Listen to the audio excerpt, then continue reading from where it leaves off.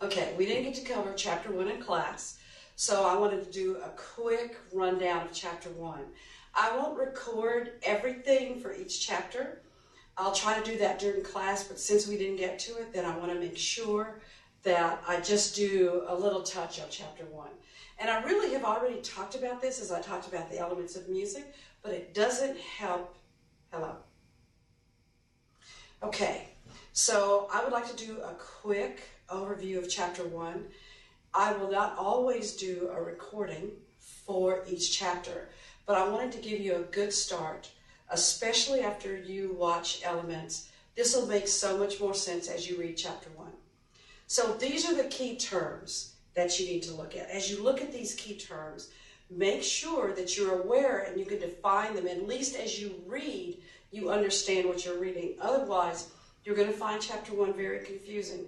So make sure you highlight or underline these definitions. It'll be a great addition to helping you understand how music works. Now, I'm not going to ask you to memorize, to do music theory, but you do need to understand a little bit and have some knowledge of music theory.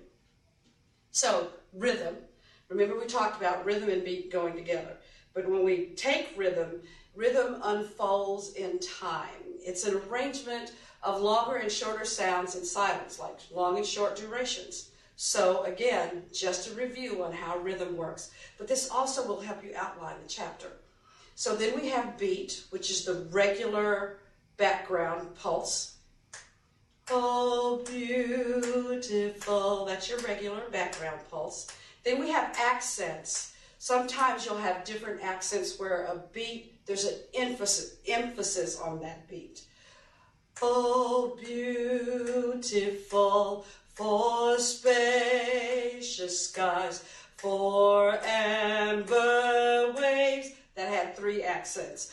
Of grain, for purple mountains. So you feel the accents. And then meter, it usually tells us where the strong and weak beats are.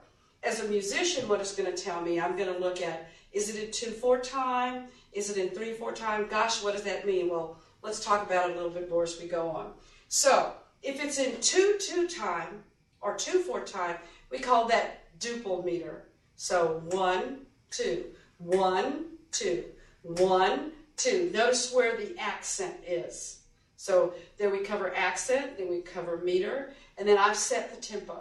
And then for 1, 2, 3, 1, 2, 3, 1, 2, 3, 1, 2, 3. So it's my country, 'tis of thee, sweet land of liberty. That's where the accent is.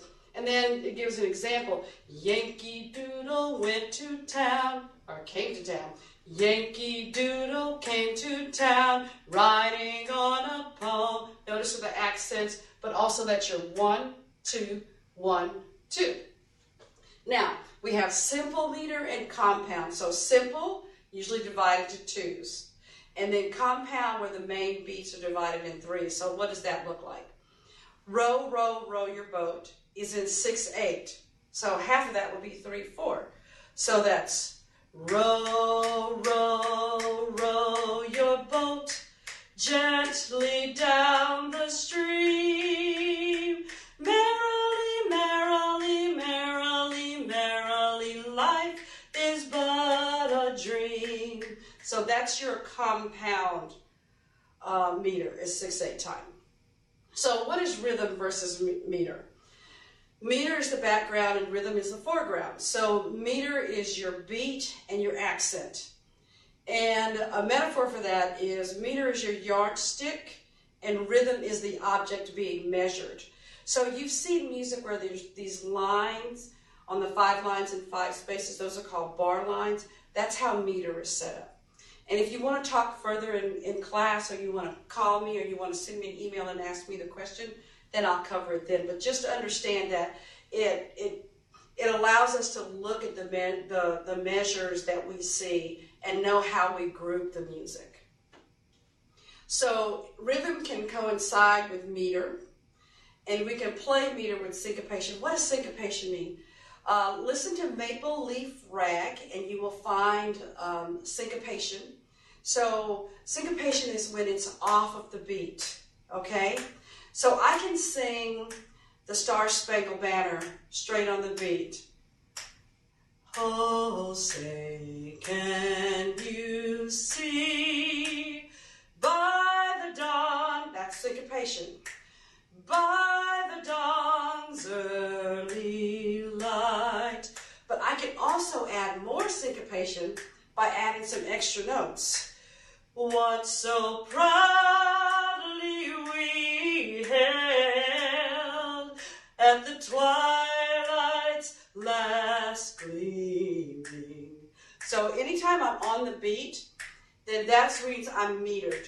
Anytime I go off the beat and it feels like it's behind or ahead, that's syncopation. So here we have rhythm and meter using the Star Spangled Banner and Glory, Glory. So here it is. Here's the beat.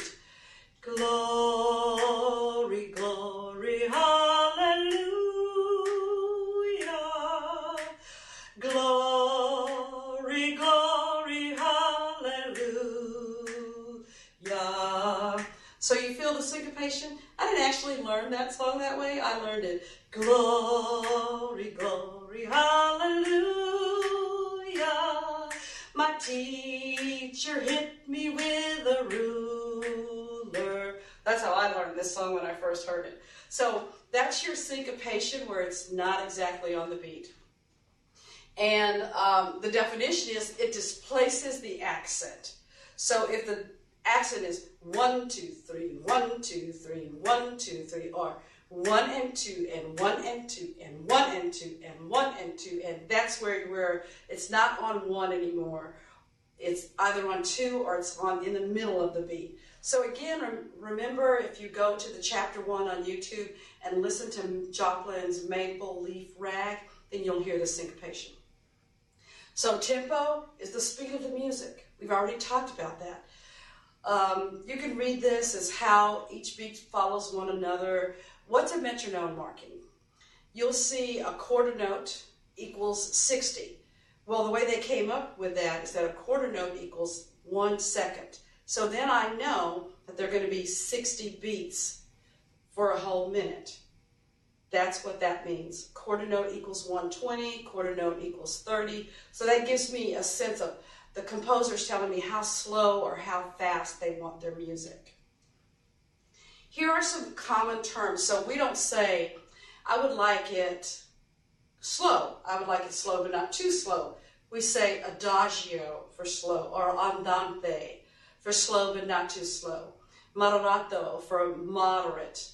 Allegro, that's fast, or allegretto, that's fast but not too fast. And then allegro is fast, and presto is very fast. And vivace is lively and fast. So we have covered that part of it, and this is just chapter 1 that will help you kind of go through chapter 1 and have it outlined for you. If you have any questions, don't hesitate to send me an email, and I look forward to working with you this semester.